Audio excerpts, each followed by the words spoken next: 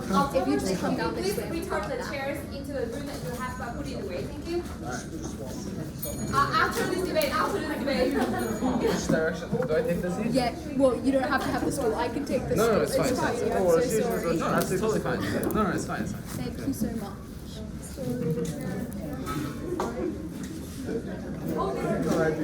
Sorry. Oh yeah, that's fine. Is it possible for me to just leave it there? Yeah, sure. All right. Oh, don't worry, I'll pick it up.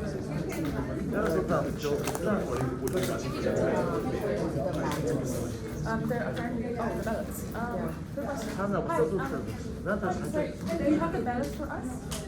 I think that there are no paper ballots. There's no paper. Oh yes, perfect. Oh, I can ask, but I can.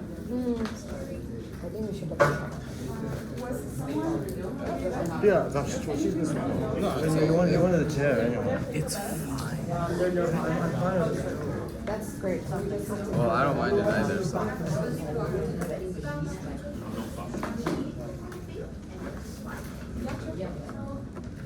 And it still works right there.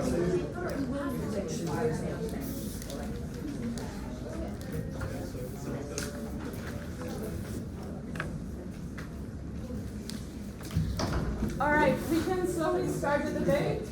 I will ask everyone here just to try to be as quiet as possible, just so we can hear the debaters. It's a small room, so for the sake of just hearing everyone, there's a lot of echo. Please try to be as quiet as possible. First, I'd like to congratulate both teams for making it to the Octofinals.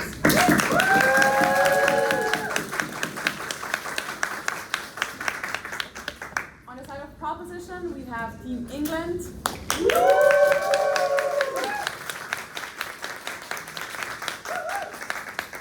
And opposition, Team Malaysia.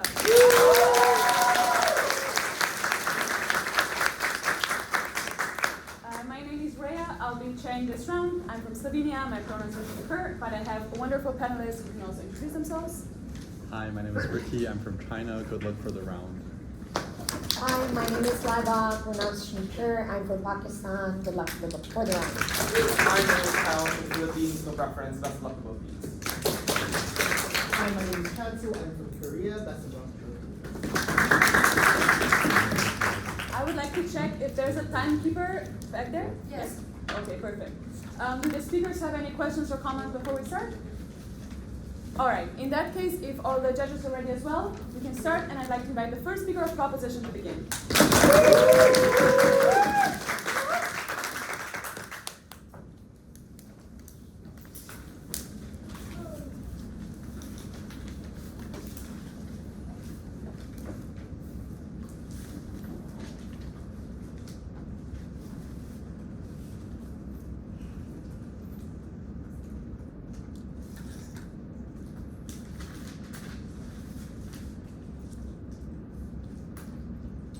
The fundamental objective of organized religion in the modern day is to preserve the amount of people who are religious in an age of ever-increasing secularization. We achieve that, proud to propose. I'm going to do a few things in my speech. Firstly, on our stance. Secondly, two arguments. One, why do you get less buy-in for organized religion when you emphasize strict requirements? Secondly, why there are the external perceptions of organized religion? Firstly, on our stance, three things. One, what kinds of practices are we talking about? A, they tend to be quite restrictive, for example, fasting, refraining from premarital relationships, not working on particular days. B, note that most people within religions tend to be willing to buy into celebrations or community events. See, Christians will only go to church at Christmas, but often not these more restrictive practices. Secondly, how should organized religions approach these practices on our side? A, approach of optionality and bring what you can. For example, wear the hijab if that's what you like, but we won't force you to do so. Or things like, it's fine to come to synagogue every other week if that's all you can manage. B, know that these practices are still there for people who would like to opt into them. We just think sermons and teachings should focus on key moral principles within the religion, not on these specific practices. C, on our side, individuals build a personal and negotiated relationship with God and opt into the traditions that suit them. Thirdly, what are the incentives of organized religion? A, more followers because they're currently facing a decline in followers. B, if possible, it would be good that they are committed. But C, good public perception in general. First argument, why do you get less buy-in for organized religion when you emphasize strict requirements? I just want to know from the first that who do we think this these requirements generally affect? Two things.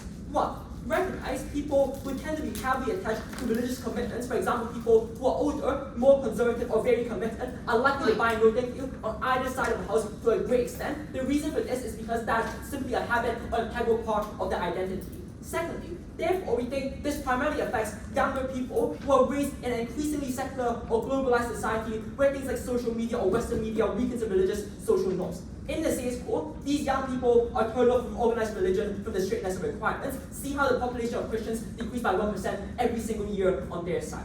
First layer of analysis then, why do we think young people find these requirements strict and unappealing? 3 reasons. 1, the wider society or culture or your friends pressure you not to do this. You perceive this requirement as outdated because when you are fasting, you see your friends actually going to a cafe, you just feel really left out on their side of the house. Secondly, in terms of practicalities, even if the followers really want to follow these practices, oftentimes they can't because of realistic considerations. For example, the minimum wage worker cannot stop working on Sabbath because otherwise he or she will be fired. But third, these religions are inherently unappealing. Look at these are oftentimes also things that are incredibly restrictive or telling you not to do things. Therefore, even if people buy into the moral values or community structure on their side, they oftentimes are willing to buy into these specific aspects. Weighing this against the benefits that opposition may bring to you.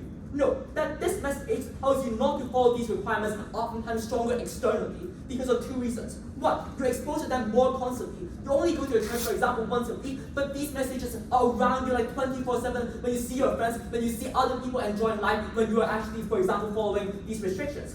For example, seeing people eating during Ramadan, no thank you, or being happy playing around during Sabbath. But secondly, other sources oftentimes devalue what religion is trying to restrict you into doing. They make these restrictions seem outdated on their side because you reduce trust to the religion in the first place.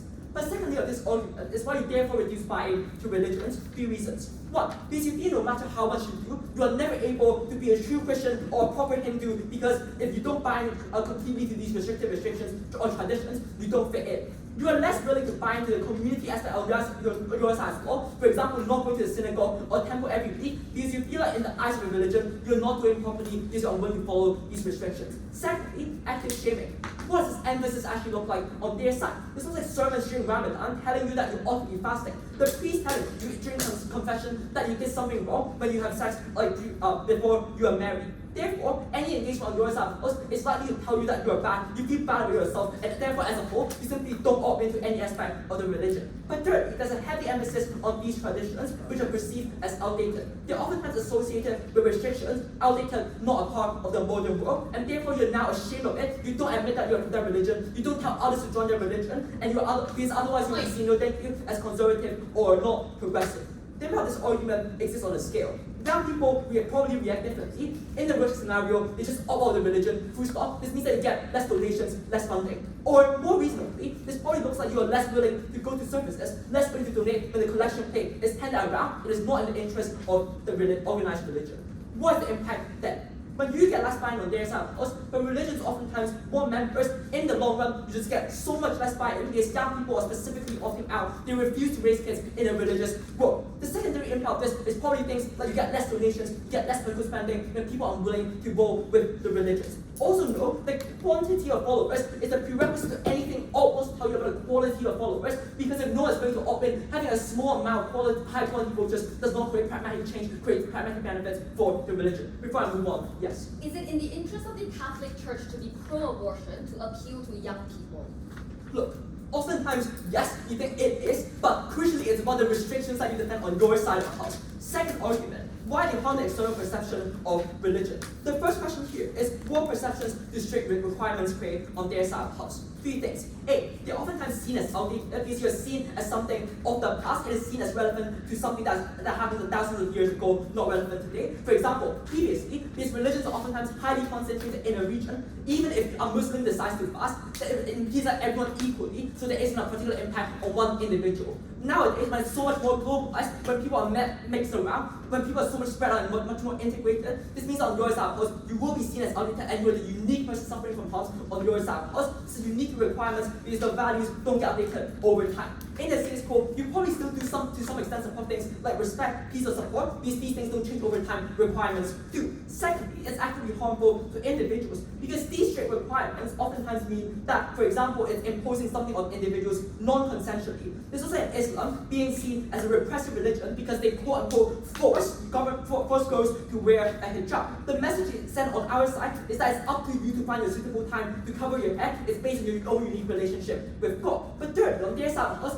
these requirements are simply seen as pointless or disjointed or disconnected. The justification for requirements oftentimes comes from niche causes of religious doctrine. For example, you should rest on Sunday because that's when God rested when He created the world on the first 7 days. Therefore, this means that they are seen as having no basis. This increases skepticism. What is the impact of this argument? 1.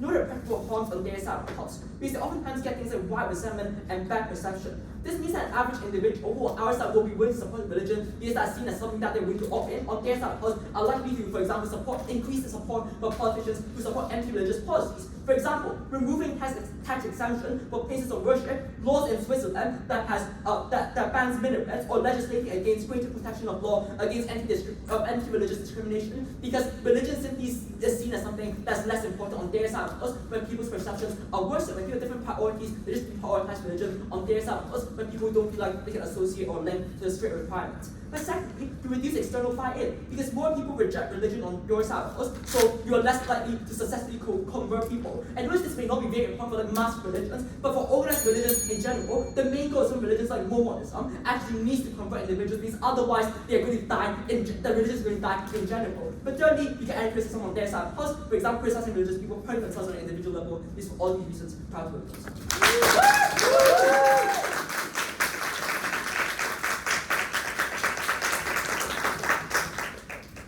I'd like to thank the speaker for that fine speech and invite the first speaker of opposition.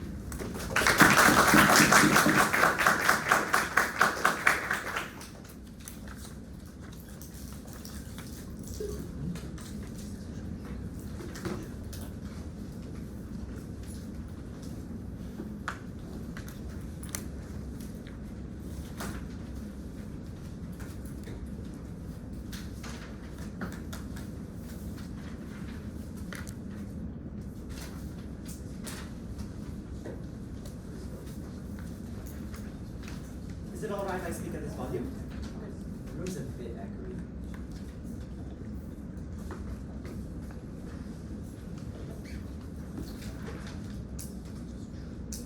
Suffering, sacrifice, and self-accountability are pillars of a devout individual's religious experience.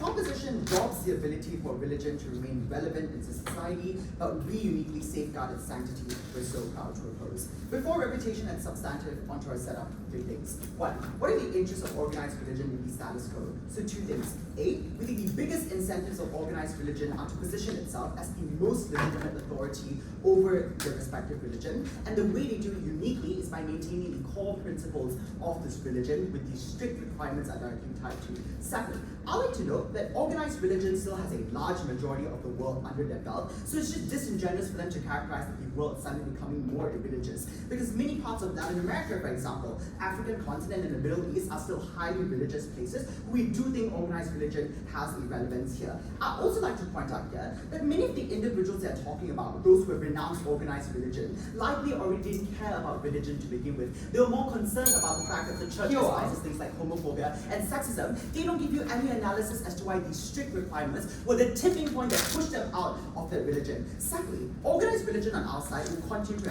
emphasize these values. So A, this is a universal standard that applies to all individuals. For example, all Muslims are required to fast during Ramadan. But specifically here, note that religious communities themselves have created accessibility pathways to even make adhering to these codes possible. So it is possible for you to get exceptions from work during Ramadan or the Sabbath because communities recognize that religion is important. So this takes out a large part of their harm, how it's inaccessible to even opt into these things to begin with. Lastly then, on our verdict, note that organized religion has never been about practical concessions. It has been about maintaining a high standard of morality, and insofar as that gets compromised on their side of the house, organized religion loses its relevance. Into responses then. Firstly, I'd like to note their stance of how you can make these codes optional. It's actually pretty harmful because it's a euphemism that the proposition is conceding that these principles aren't really important. So no, the unique value they're trading off on their side is that a hijabi woman doesn't really feel as much loved by God anymore anymore because the non-hijabi women can also go to heaven. There really isn't that much worth in my sacrifice. But further response to their substantive, their first argument is on this idea about how they're able to increase accessibility to religion.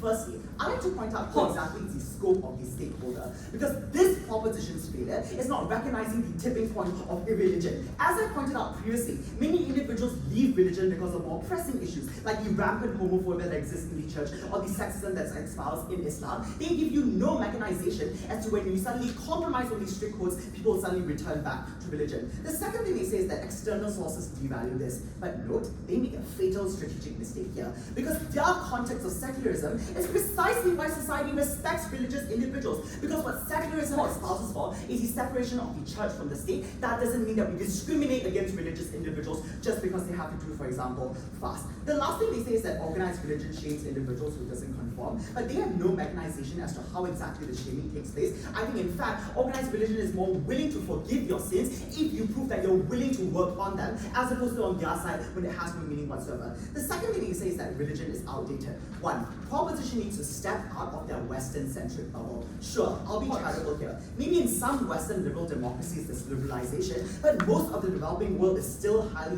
religiously prevalent, and these are the societies that uniquely disempower when you take value away from that sacrifice. The second thing he says is that religion is coercive, you don't consent to being born into this religion, but no, that still applies on their side because individuals, I presume, don't really consent to the religion they're involved in, but they assume that everyone is a monolith. They don't deal with the trade-off that some individuals find value in adhering to these strict requirements, but on their side, when you make everything the same, there's no inherent value to that anymore. Into substantive then. Firstly, on how the enforcement of personal commitments is the backbone of organized religion's influence and control. One, note that the cornerstone of organized religion is the concept of self-sacrifice, because this has become extremely ingrained within religion, and they don't explain why the process of liberalizing isn't going to incur backlash. One, for centuries, Muslims have done things like fasted. The commitment is literally part of the holy text, the Quran. They don't explain how when you suddenly contradict the words of God, people won't fight back. But secondly, these are sacrifices that tie back to your morality as a religious individual. For example, if I fast, I'm virtuous.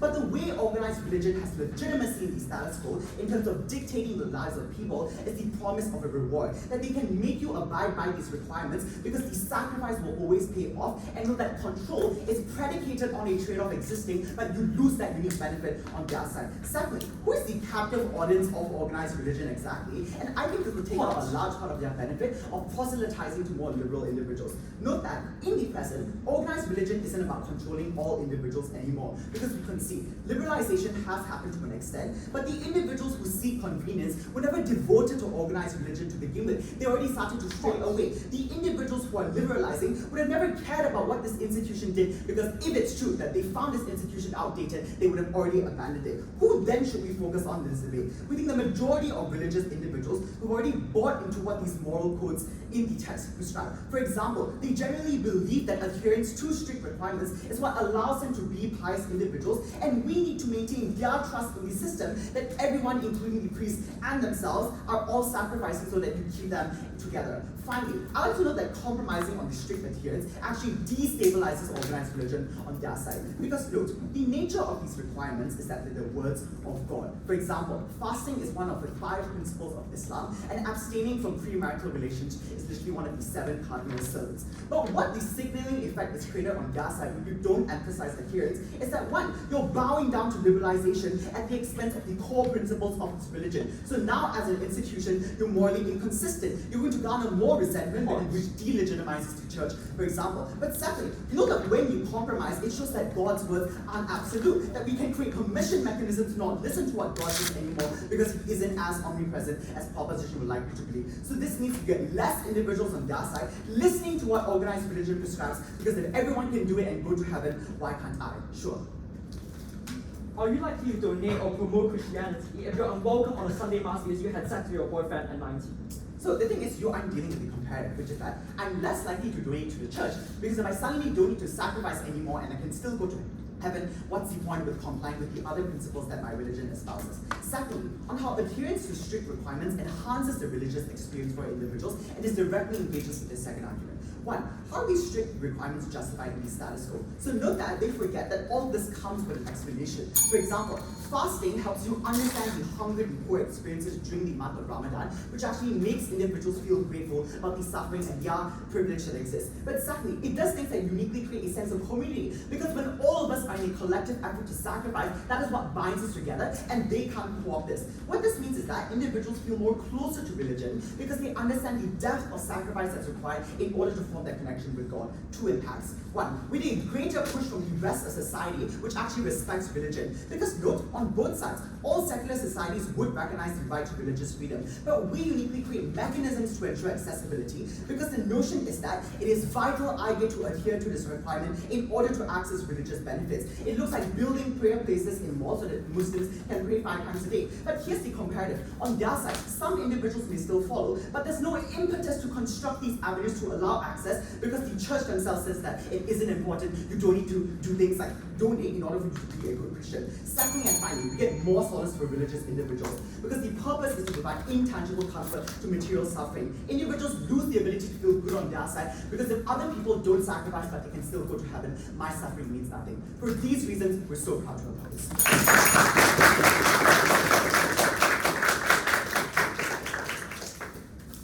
Thank you very much for that fine speech, and now I'd like to welcome the second speaker of Proposition.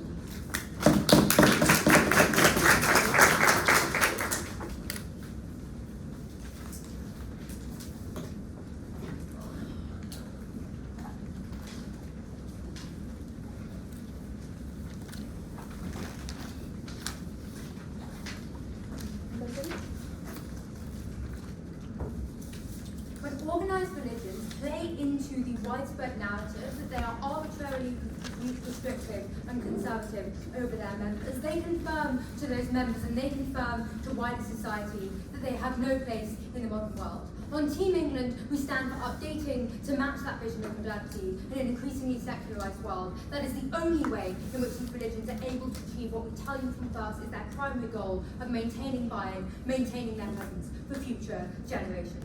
Very proud to propose a few things in this speech. I'm going to first engage with opposition's arguments about how sacrifice is inherent to religion, and second on enhancing the religious experience, before dealing with their objections to our point on buy-in and external perception. Finally, a point of extension on how we actually improve buy-in to these restrictive practices specifically under our side. That will also clash with much of their argumentation on flag when it does. But first, on opposition's argument that sacrifice is inherent in religion and people will only trust in religion when they feel that they are making sacrifices. They claim that you create a message of moral inconsistency under our side because you create the message that God is not absolute. First, note that as we told you, in our stance, you still have wide moral messages being emphasised under our side of the house. So you're still told important things like love thy neighbour. The most central doctrines of these religions are still upheld. You still feel that there is something essential that you can buy into. This is more specifically about practices that might not be in religious texts or for which the justification is unclear.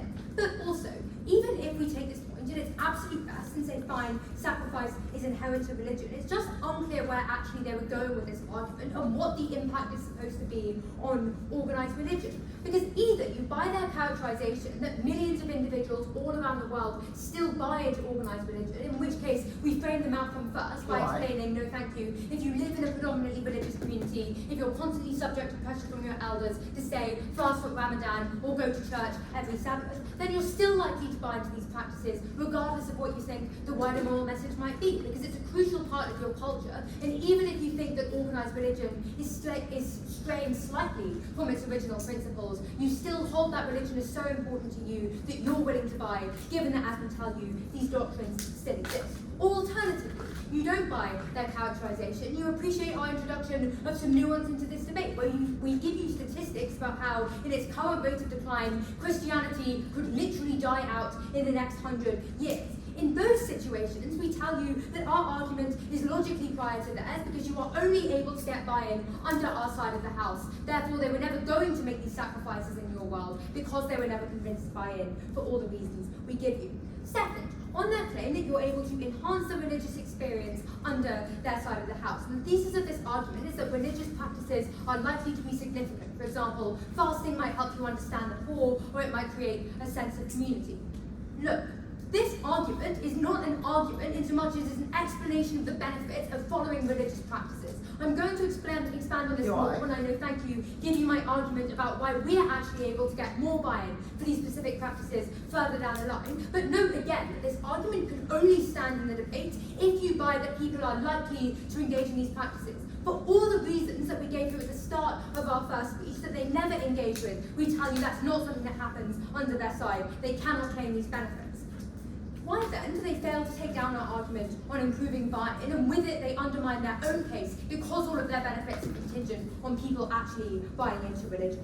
We told you first that people are unlikely to be willing to buy into these kinds of practices for 3 reasons. Because their friends and their culture are likely to pressure them not to. Second, because often because of practical reasons, you might not have religious accommodations made for you. Note also the specific phrasing we give you about greater integration, meaning that often you won't have people around you catering for your religious practices. And finally, because often these practices are just inherently not enjoyable because they're restrictive, because if you live in a secularized world, you might not see the direct relevance to your religious life. Note also how we preemptively weigh this against any messaging, and therefore they're unable to claim the benefits of getting people to do this once religious leaders tell them that they ought to, because we told you that you're surrounded by these messages all the time. We told you that these actively devalue the religious message because your friends tell you that religion is outdated, because wider society tells you religion, no thank you, has no place in the modern world and you shouldn't follow it. They never engage with this point. And it is because they never take down our analysis about why you are not likely to buy into these practices under their side of the house, why millions of people all around the world are not buying in right now, that they fail to claim any of their benefits. We told you the impacts of this are less buy-in. We also weighed you from first to no engagement. If they want to bring this in Opt 2, note how heavily they are backloading their engagement with our case panel. We told you that you get less buy-in, and that is a prerequisite to quality, because there is no point having people be super invested in religious doctrines if you do not have the people to preach to sitting in your congregation in the first place. We weighed to you that the most important thing, no thank you, for these religions is maintaining their presence, because otherwise they are likely to die out or just get no engagement. How do they respond? 3 things. First, they arbitrarily quibble with one of our mechanisms without dealing with the other 2 on exclusion and also a wider view of religions being outdated by saying, but you didn't mechanize to us why people are likely to be shaped. No, panel, that we absolutely did. We told you that what this strict emphasis looks like is going to church and being told if you have premarital sex, you are a bad person. It looks like going to Juma prayers during Ramadan and being told that if you're not fasting, you're a bad person. That is how that message is spread. They had to engage with the actual mechanism we gave you, and they never did. Their second objection is that much of the world, say in Africa or in the Middle East, is still religious, and therefore our argument on young people not buying in doesn't stand. 2 responses. First, if these people are so religious, as I told you earlier, they are surrounded by religious influences, they live in religious communities, they are probably out of the debate because they probably independently see these traditions as important to them and want to engage with them no matter what the wider messaging is. But second, note that this fails to engage with the fact that most of the world is likely to go on the same trajectory as we tell you the West, which, by the way, it's unclear why the millions of people in, say, the US currently opting out of Christianity doesn't matter to the Christian church. But even if you buy that, note that people, say, who are currently devout Christians in Nigeria are probably likely to go down the same trajectory, no thank you, in the future. When you have greater access to social media, when they have greater access to liberalizing cultural norms, as we currently see a trend towards doing, those people are also now likely to start opting out of these traditions. That means that even if it's only later down the line, we still claim benefits in those situations. Finally, they say, well, clearly these individuals just never cared about religion in the first place, so we don't really want them. Panel, this weighing is not valid because they never explain to us why exactly organised religions are unlikely to care about these people, given that they're still forming critical mass for things like voting in favour of religious policies, given that we told you under our side they're still giving you money when the collection plate is handed round at Sunday Mass. Those are massive benefits they cannot ignore. Having established then that we get greater buy-in to the religion in a whole and why that's so important to religions, why also do we get greater buy-in to these specific practices under our side? And this engages with their case in the very best case scenario that the thing we do care about is individuals buying into these restrictive practices. people are more willing to accept religious traditions when they don't feel that they're being forced on them. Because people don't like being told what to do. In the same way as if you tell a teenager don't drink underage, they're unlikely to want to accept that. They're not likely to want to do things when they're forced to do them. If you have to make an active choice into doing these things, by contrast, you feel you're going the extra mile. This is an act of your religious dedication that makes you a good person. That means it takes on more religious significance, and you're more willing to do that. Because we win on wider lines these religions, and also prove that people are more likely to engage in these practices, so proud to propose.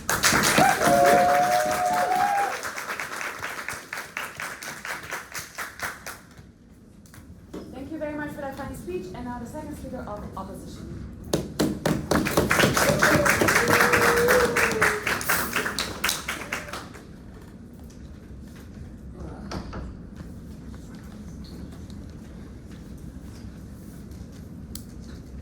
If you don't like being told what to do, then religion is probably the wrong place for you. Because every other alternative that proposition pushes requires religion to tell people what to do, to follow moral codes, to base their lives off of the religious texts so that they can go to heaven, so that they will not be damned to eternal punishment. On proposition, they need to contend in a world where religion isn't just an inconvenience, it is a way of life. For individuals, the material inconvenience of right now is incomparable towards the eternal suffering that they will face in hell or in heaven. Proposition cannot debate with a secular bias. It is about a vast majority of the people who still believe in religion and still want organized religion. To start off, I want to note that to believe in God and to believe in organized religion are two separate things. You believe in God because you believe the afterlife exists, because you believe there's an omnipresent being watching over you and telling you what to do. You only believe in organized religion if you believe the religion is accurately reflecting the word of God. For instance, if the religion is going to say it's okay to do a sin,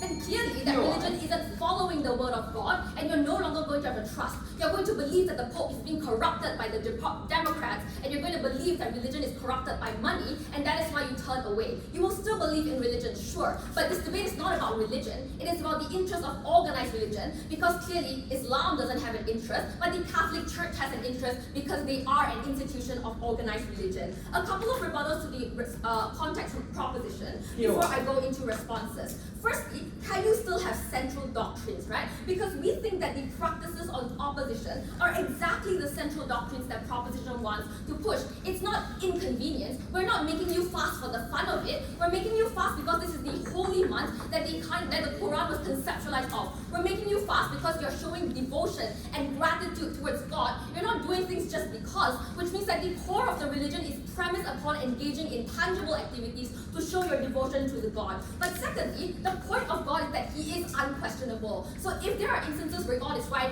sometimes God is wrong, then maybe He's just a self-help book, right? Because the only reason you can listen to God is that if He is unquestionable in every single instance, the reason why premarital sex is a sin is because you're like giving in to the temptations of the devil, and it's not just something we impose on the people for the fun of it. But secondly, the do what you can model that proposition imposes is exactly the status quo of religion, except we enforce a bare minimum that is objective. What does this look like? Donation via zakat for Islam varies, but the kinds of value you derive from it is exactly the same. A poor person pays $1, a rich person pays $10,000, but these are expectations because that is the kind of capacity that they have. For instance, a woman menstruating doesn't have to fast because they are acceptable and they are accepting, which means that we still have that model of accessibility then. Two issues then in this speech. Firstly, I'm going to talk about the legitimacy and influence of organized religion in two ways. One, I think the mechanisms from proposition are all privileged on why religion uses influence, right? Because it presumes that society is a monolith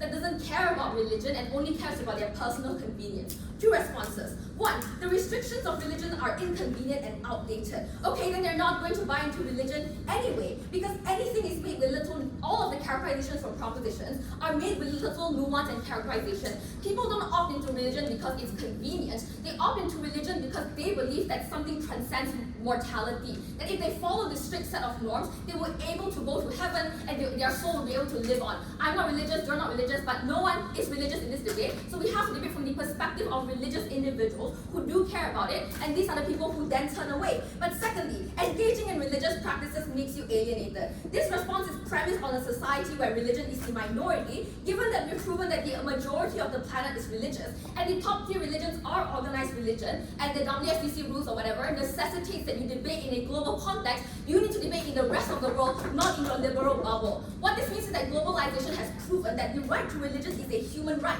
Because of that globalization, meaning that alienation only exists if you don't create systems to enshrine the kind of empowerment. On our side, we told you about infrastructure to express your religious right. For instance, building prayer rooms in malls in public areas. This means that you're more able to access it, you're no longer alienated because society accepts the kinds of things that you want to do. Which means that if you're talking about inconvenience, they wouldn't opt into religion anyway. If not eating for a while is an inconvenience, if following moral values is inconvenient, then you're not going to follow the values on proposition anyway, which means that people who are turned away by inconvenience is utterly the wrong stakeholder in this debate. Let's compare them to stakeholders in this debate. Firstly, on religious individuals, right? Because we think that religious individuals are premised upon believing in the system and believing within the organized religion. On proposition, they still believe in God, but they don't go to mass at all because they believe that their priest has been corrupted by politics and money. They stay at home, they have private practice, they don't support the church. Again, debate is not about belief in God, it's about organized religion. So organized religion loses power on their side when a bunch of minor sects of religion props up because they no longer support the organized religion. But secondly, young people. The concession in the POI that we should just support abortion is completely ridiculous, right?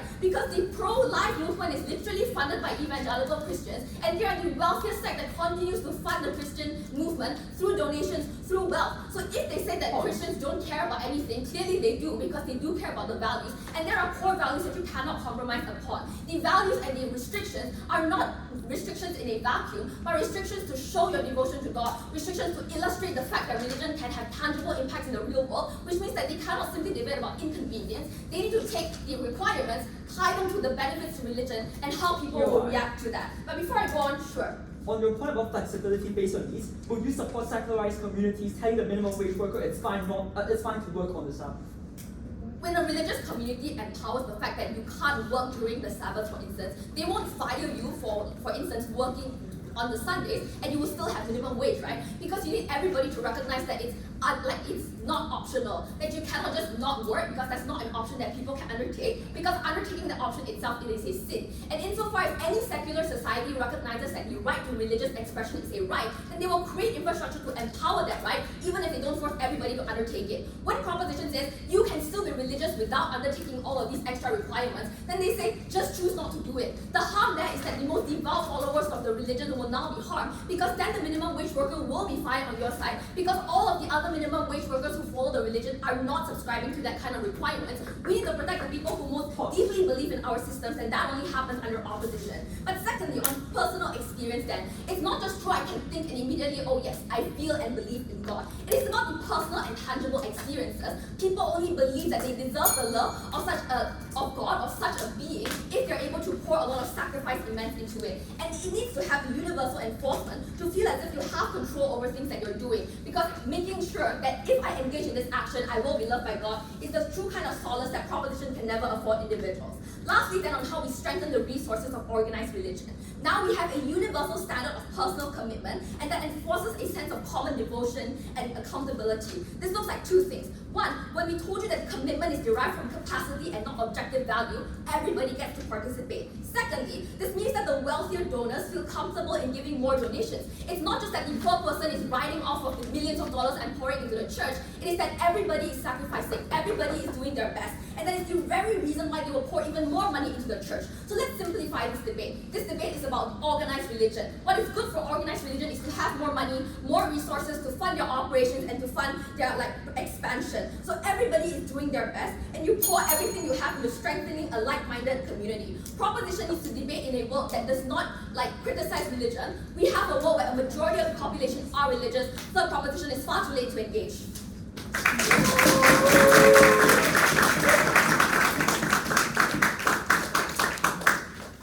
Thank you very much for that fine speech. And now, third speaker of proposition.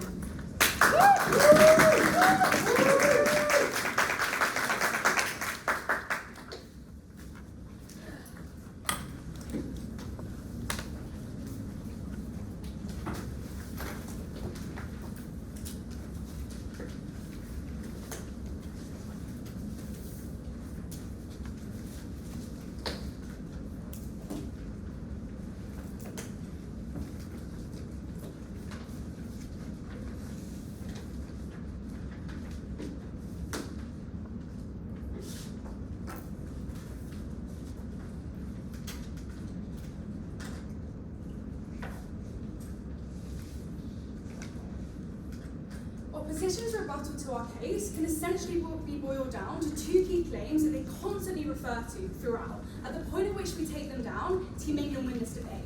What are they? Firstly, they accuse us of taking an only purely westernised perspective and not considering the globalised nature of organised religion. But the reason why this has no weight in the round comes from their own analysis. Because in the parts of the world that are still strongly religious, that do have a huge amount of buy-in, where the church is literally the centre of society, we do not think this is something that people are struggling with.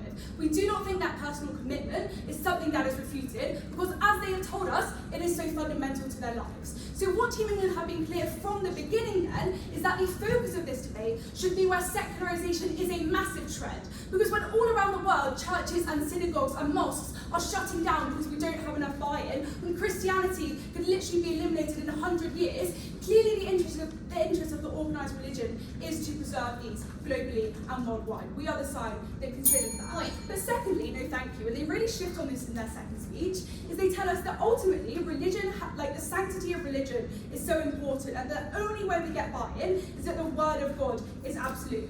The problem with this panel is that this is just not how religion functions within the real world. Organised religions offer people a belief system and advice on how to live. Unless opposition is standing up and saying that they think organised religion should advocate for, if you commit one sin, if you do one thing wrong, you are damned to hell and there is nothing you can do about it, clearly they have to recognise that there is a level of nuance in which we engage with religion, because if it were to be true, simply no one would opt in because it would be impossible. Team England give you a realistic characterisation of how we want religion to work. Because as there is already a trend under the status quo, we believe people should develop a personalised, negotiated relationship with organised religion, to take what they can, to take what serves them, and not be forced into doing things that do not help them, because that is the point at which that they opt out. Establishing that, let's go through the two main clashes in this debate. Firstly, I want to talk about buy-in to religion, because we think this is the most important panel. Notice this is a complete prerequisite to anything. If people do not buy into religion, if they are not Christian or Muslim or Buddhist anymore, religion simply do not function. And secondly, I'm going to talk about public support. Okay. Firstly, on buy-in, what do we tell you on side proposition? Because notice from Op1, their only response to our case is that we don't prove why this is the tipping point. But the problem is, we give you unique mechanisms as to why it is these behaviours, it is these things that do turn people off that are the unique tipping point. What are they? Firstly, the key point here is that no matter what you do, if you do not conform to one of these practices, you are seen as someone who should be criticised. You are seen as an invalid member of the religion. You are told you are a bad Christian, you are a bad Muslim, for example, if you couldn't fast, if you don't wear a hijab. That's incredibly damning, because that is when, even if you buy into wider religious concepts about mutual support, the existence of a God in the first place, if you are devalued because you cannot buy into that one singular thing, that is when people opt out. But secondly, we tell you there is active shaming from people around you that makes you feel bad about yourself, so you're forced to opt out. And thirdly, we tell you that often you are ashamed, which means you don't spread religion you aren't willing to talk about. The impact of our argument here is very, very important, panel. Ultimately, the key problem with religion is that younger people are turning off of it because they see it as irrelevant to their lives, they see it as outdated, they see it as often not connected to the world around them. When it is literally these practices that push that forward, that say you should rest on the seventh day just because God rested on the seventh day when he created the world, clearly a belief that is not relevant within the modern day, when most people do have to do things on the seventh day because they have lives to live. When these beliefs are so unconnected, when these practices they force you in are so impractical, that is why it is the unique tipping point. It is damning to side opposition that they choose not to engage with that. But what do they say on this clash? They tell us that it's actually that instead, the only reason you listen to God is because God is unquestionable. Panel, as I've already told you, ultimately, religion is personal. God is not unquestionable. We think actually religions want to foster that sense of discourse, of talking about religion, of seeing you can get answers, because that's how people stay in religion. That's how churches work. When they discuss what God actually means, when they discuss how it's relevant to their lives, we think that impact fundamentally has no weight in the round. But what do they tell us? What do they tell us? No, thank you. What do they tell us on this clash? They tell us that ultimately, everything about religion is inconvenient. So if the inconvenience doesn't matter, because if it wasn't inconvenient, you would never opt into religion. No, fundamentally, religion is something that benefits people's lives. That's when they opt into it. Because for many things, they don't see it as inconvenient. You don't see it as inconvenient to have a broad belief system that you should try to help other people because that's a good thing, that's a Christian thing to do. What you do see as inconvenient is when you are growing up in a religious household and are confused as to why you have to fast for the 30 days of the year when you have exams to sit. That's what you see as inconvenient. That's what you see as turning you off. Claiming that religion is inconvenient was clear and fundamentally unresponsive to our case. Sure. So the Catholic Church isn't a regional institution, right? It's a global institution. So if your first proposition says the Pope will tell people to do whatever they want, why won't the Christians in the developing world go to the church at all? Because that's never what we told you in Prop 1. We told you in Prop 1, the characterisation was clear, is that we should develop an optionalised and negotiated relationship. It's not that the Pope is going to stand up and say that we love abortion, it's that the Pope is not going to stand up and say that if you have an abortion, you're going to burn in hell for eternity, because we think quite plausibly, panel, that might turn off a few people from the religion who, might have to have an abortion at some point in their life. I think that POI highlights how they are still at this point in the debate refusing to engage with a plausible characterization of it. But what else do they tell us in this clash? They tell you that when religion is devalued, religion is devalued at the point at which you don't have to sacrifice from it because now everyone is going to heaven. Notice the explicit concession here is what they're saying is that if you don't opt into one of these practices, you are seen as a bad person within the religion and you are demonized. That own example about the hijabi woman now not feeling valued because the non-hijabi woman is also going to heaven. Panel, we think this highlights the really massive benefit in our case, which is that religion is so much more inclusive, is so much more appealing, gets so much more buy-in. We think that's incredibly important. At the end of this clash, what we've proved here is simple.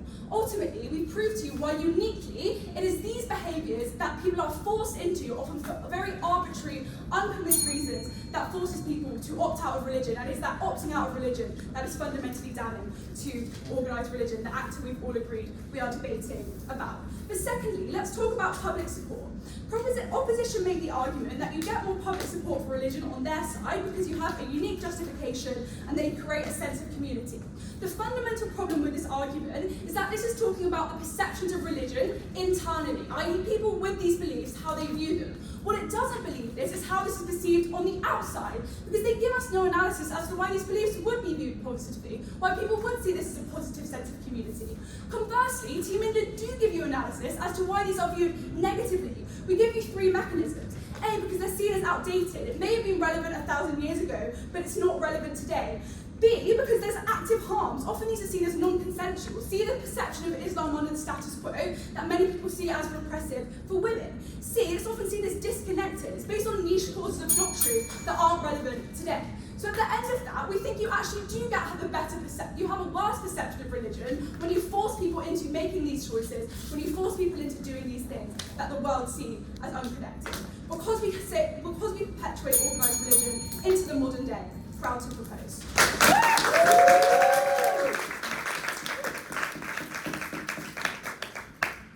Thank you very much for that fine speech. And now the third speaker of opposition.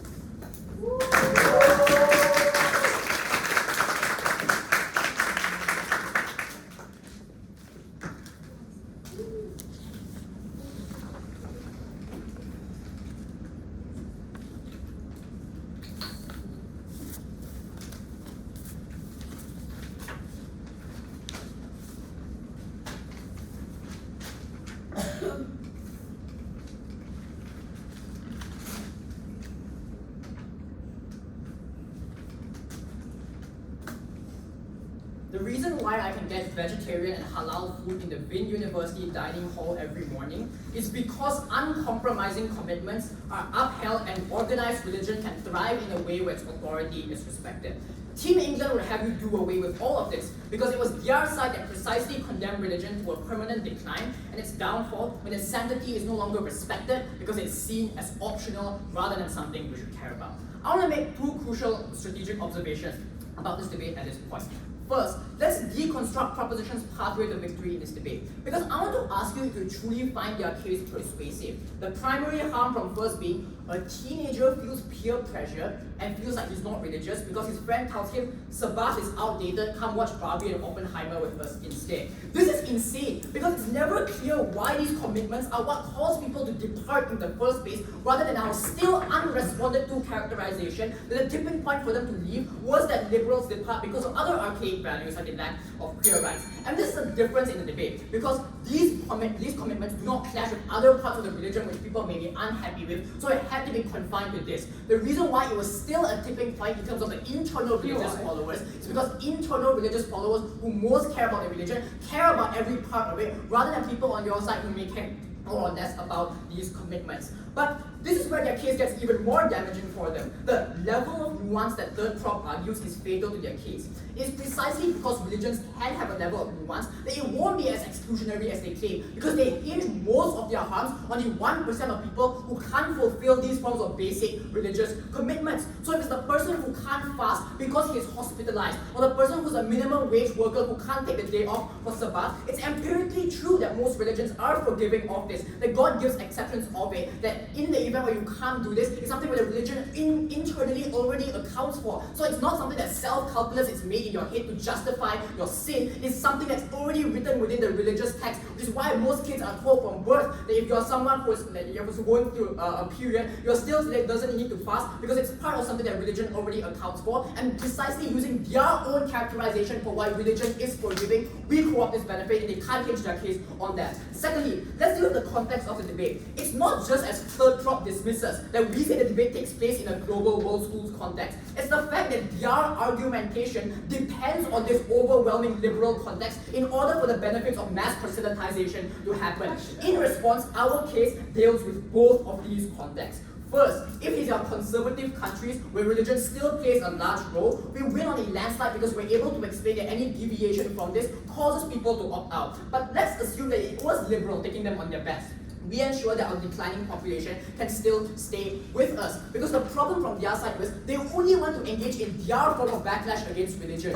Religion is not only facing backlash because of people feeling like it's too conservative. There are also people who are having backlash against religion because they feel it's too liberal. And they never engage with the competing characterization from us, which is more damaging for them. Because the people who see religion as being too liberal are those who are the conservative people who are dedicated to religion and they will opt out. We would have loved to engage with this, but unfortunately, second prop didn't take a POI. Two issues in the speech. First, on the legitimacy and survival of religion. Secondly, on enhancing people's individual religious experiences. First, on legitimacy and survival. The problem with their case is they never explain what their alternative values or methods of preaching are. If the values are just kindness and love thy neighbor in a bubble, what makes your religion different from any other faith? What makes it unique from a secular therapy group where people sit in a circle and tell each other to be kind? They never prove what the purpose of religion is and how it ought to operate on their side. So all their analysis is incredibly generic and unnuanced. We dislike coercion, we dislike shaming. This is so they have to oppose any form of religion because they're just against any form of moral code or enforcement within that religion, which is why their case is unnuanced and cannot stand. Our nuance was clear. The values of holiness and love thy neighbor are represented through these personal religious commitments. So even if you believe that these values are good, the way we get people to opt into these values is when you had the commitments right there. And the debate was not retrospective. It's when you abandon these values now, the church at large faces these types of backlash from their people and they don't respond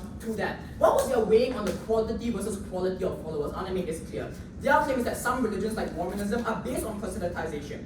First, let's use their logic against them. If religions can adapt over time as they say, why can't Mormonism also evolve away from proselytization towards other more forms of inclusive values, like creating the proper support structures for those who are part of that religion? And no, this is not a tension. I'm dynamic and using their logic against them to prove why their benefit doesn't work. The second thing is that their claim is you need critical mass to get donations. If the followers they wanted to characterize are those that don't even want to attend Sunday church or just fast once a year, these minimum contributions, they are not the people on their side that will donate. It was the devout and faithful followers that will go the extra mile and will be turned off. Their final claim is that super religious people won't care or will opt They won't opt out because they're already invested. This is where they don't respond once again. There's a fundamental difference between religion and organized religion. And the organization of the church is what declines on their side. Because people believe the priest who's leading me in every sermon is someone who doesn't fulfill the purity of God, who isn't representative of what the Bible and the Quran stands for. So on their side, those old people will still be religious, they won't be in organized religion, and that is where all their harms compound. On the way, first, this is independent of outcome because we explain the purpose of religion is to build on ideological consistency and purity. Secondly, even on practical outcomes, this is fatal. They create infighting among followers, splitting into minority sects, and we only rate why the people who aren't religious are the most important in this debate. Because people who are liberal, as we push on 2 speakers with no response, can find alternative methods of self-actualization and community. But for the religious person who's believed the past 30 years that religion is all he cares about, you provide them no alternative when you allow their authority to be diminished. Sure. Why would a deeply devoted Christian in southern Nigeria, whose church is the centre of her community, turn her back on the priest she has trusted all her life because she was told missing church once will damn her eternally? Well, because the church is no longer representative of that religion. But if your claim is that the person won't opt out no matter what, then on your side, why are they so turned off by the fact that the church tells you that you have to do something? That is why their case cannot function. We explain that organized religion crumbles on their side. Second, on enhancing individual religious experiences. Our argument from first directly clashed with their claim by explaining why the model of optionality cannot work and why it must be universally emphasized. First, it's precisely when commitments are mandated and emphasized that society needs to accommodate for them. When shopping malls build prayer rooms, when government institute religious holidays, when companies have HR policies that allow people to apply for religious leave. This only happens when society understands it's uncompromising. Yes, it's not perfect, can't cater to everyone. Debate is about scales and comparatives. These people lack the social understanding and anti-discriminatory legislation that will protect them on their side because they never understood its weight. Secondly, doing these commitments gives you hope. As we argue, religion provides solace in times of crisis, where even if people feel like they themselves aren't contributing enough, they can create communities around them. And our third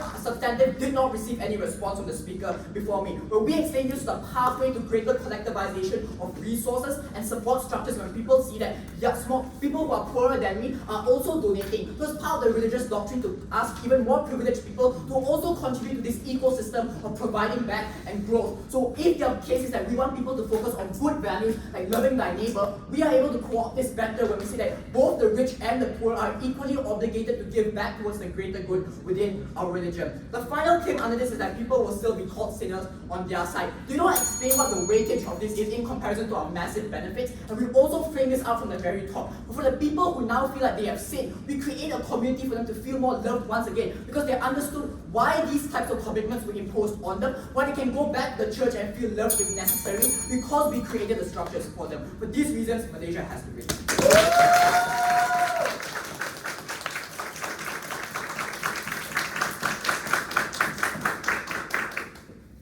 Alright, thank you very much for that fine speech. We're now starting with reply speeches and opposition reply.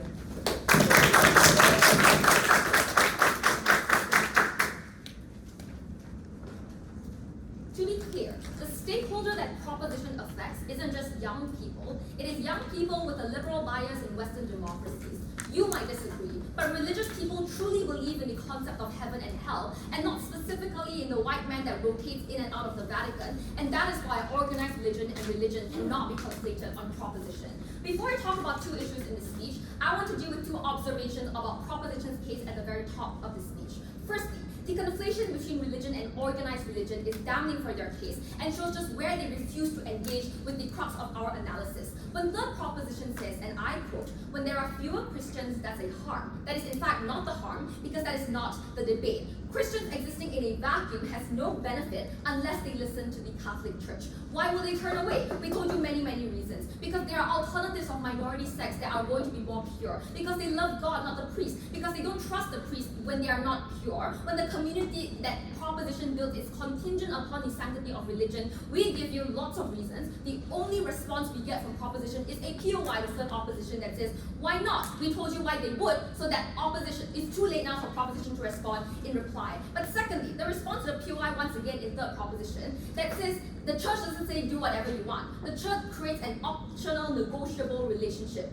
For something to be optional, that just means you can do what you want, and that is important because that is the only response against the majority of religious individuals on the planet. Insofar as the Catholic Church doesn't have a New York branch and a Malaysian branch, it just is the Catholic Church, and the majority of the population of the planet are religious and do opt into the religious forms of religion pushed by the Catholic Church, then there is no contention for proposition that when it comes to numbers, a vast majority of the supporters of the Catholic Church then choose to opt out. Two things then. Firstly, on the influence of religion, because this analysis is premised that they don't realize what the requirements actually exist for. The requirements are necessary because they are tied to religious beliefs for tangible reasons. We don't make you fast for fun. We make you fast because this is gratitude towards God, and you need to show gratitude to God in order to believe that He exists, or that He exists, you must show gratitude. It goes both ways. This means there's a bare minimum that protects the belief and the core of religion in and of itself that happens on opposition. When proposition says you don't have to listen to God, sometimes it's a sin. Even if you're given a premarital sex, therefore giving into the temptations of the devil, you are still going to be good in the eyes of God. Then the question becomes, is God really that powerful if He doesn't care about you committing sins? Is God really that powerful if He doesn't care that you're not showing gratitude towards Him? And that means the people who are in religious communities leave. But secondly, if it is true that religion is such a minority, then we would have abortion rights, we would have the perfect system of marriage or whatever. The crucial thing we told you was that any kind of political lobby against all of the rights we outlined was built upon the wealth and strength of religious individuals, which means that if we are talking about objective wealth, objective political power, the organized religion has the incentive to appeal towards these religious sectors who do care about the purity of religion. Lastly, then, there is no response whatsoever from proposition to the third substantive about getting more resources. This debate is very simple then. If we do only care about the incentives of organized religion because that is the wording of the motion, we care about resources, we care about the ability to expand, and we are only able to do it when we do have the capacity to have that kind of money. People who are so liberal, people who care so much about globalized concepts of human rights will not support the church because it is inherently sexist, not because it makes you not work on these Sundays. That is a different proposition needs to contend with. That means their stakeholder is symmetric, ours is exclusive. Lastly, on the protection of followers in two ways. One, we told you about the sanctity of religion. The only way for you to feel as if God is following your journey and making sure that you are protected is to believe that He is unquestionable and that His beliefs exist. That only happens under opposition. But secondly, in terms of infrastructure for accessibility, when you tell people that you have to do it, the employers can't just tell their workers, just don't do it then, just don't fast, just don't go to holiday. That is the difference. We make sure that religion as a human right is properly respected under opposition, and that is what secularism really stands for.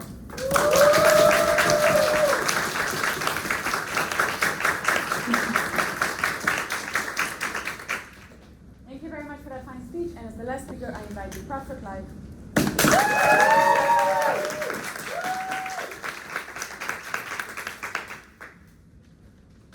This debate does not take place in Nigerian churches or in Saudi Arabian mosques. Don't let Team Malaysia's case shift in the op block fool you, plant. For these individuals, religion and organized religion are likely to be one and the same because they form the backbone of these communities because they have already bought into these structures. Because if you've grown up with this priest or your imam your whole life, you're likely to trust what they say. You're likely to believe they have a connection to God no matter what. We told you from first that this debate takes place in the situations where the influence of organized religion is waning. We told you, yes, that is a pressing problem in the Western world right now. But we also told you, to no engagement, that this is likely to impact organized religion in the whole world in future. Because as access to social media, as access to Western media, as access to greater social liberalization opens up across the world, these organized religions will find themselves left behind if they refuse to adapt to these increasingly liberalized social norms. Because they refuse to move into the present, because they insist on engaging only with the past, so proud to propose. Two questions in this speech. First, which side gets more buy-in? Second, on the quality of devotion. First, on which side gets more buy-in? Opposition's push here is that people who are heavily attached to these practices are no longer going to buy into organized religion, and that is a bad thing. They say first that it's because they don't see the necessity of sacrifice. We told you by contrast to no response. My substantive and second prop was that this sacrifice is more meaningful and more rewarded and more validated when you feel that you made it out of your own free choice to show devotion, not because it was an expectation. Second, they claim there's a message of moral inconsistency. We told you first and second that moral principles principles are likely to remain constant on either side, but also, as we told you in third, these things are still seen as good. You are still adhering to the central tenet of the religion that forgiveness is a good thing. You are not saying, by contrast, that their world is far more extreme. Finally, this point on commonality, I think this is undermined by the way that they choose to case-shift in second and third and say that actually they do support religions being more understanding. Forgiveness is a central tenet of the religion. Panel, they've just conceded our case. They were supposed to stand behind strict adherence to these religious practices, and they decided instead to run away from their burden and claim that actually what is central to these religious pushes is actually people not being forced to adhere to them strictly at all. Because they concede then this entire debate, I think they should lose from the outset. But also, note that we told you that they make a massive strategic blunder when they choose to set their case only in the situations where buy-in is a given. Their response was that, well, in these situations, people might opt out of organised religion, but they still opt into religion. So say, this looks like a Nigerian woman who has grown up, as we told you at a POI, with her church being the centre of her community, trusting this priest, believing everything he says is right, then deciding in the space of a day to turn her back on that because she was told, you won't go to hell forever if you simply decide to miss church one time. Panel, this was always extreme, this was always implausible. If it is true of anyone, that is a vanishingly small number of people. Compare that to the massive decline in Christianity we see in the Western world right now. Organised religion cares about numbers. It was not enough for them to try and weigh that out in third by saying these people weren't going to donate anyway, given that we weighed you the importance of buying from first and there was no engagement down the bench. By contrast, we gave you reasons why people can't or won't buy in. We said guilting them only turns them off. And finally, that understanding the nuance makes these individuals far more willing to buy in. We told you also, this is a group of individuals you should care about because these are the people who are likely to change their decisions based on how they're treated by their organised religion, not have their opinion set from the start. They say, while there might be adjustments or a supportive community around you, again, they fail because this only applies in cases where buy-in is agreed, so it's heavily uncomparative and irrelevant to the debate. Then they say there are other things like sexism which are likely to be tipping points. Panel, this doesn't make any sense. These are parts of the practices. Things like purdah or seclusion during your period are the very types of practices we're talking about under our side. Finally, on which side gets more devotion, know that we gave you an argument in second, they completely ignore it. We win on that too. Very proud to propose.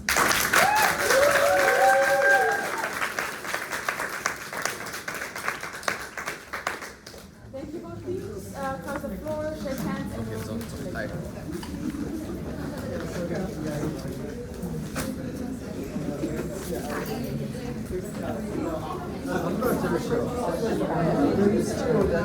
It doesn't matter, we're the same, we can take either.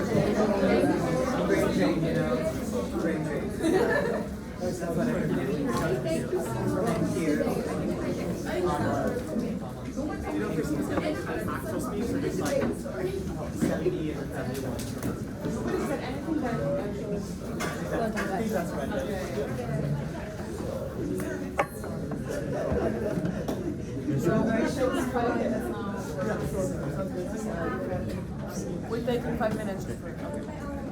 Oh, sorry.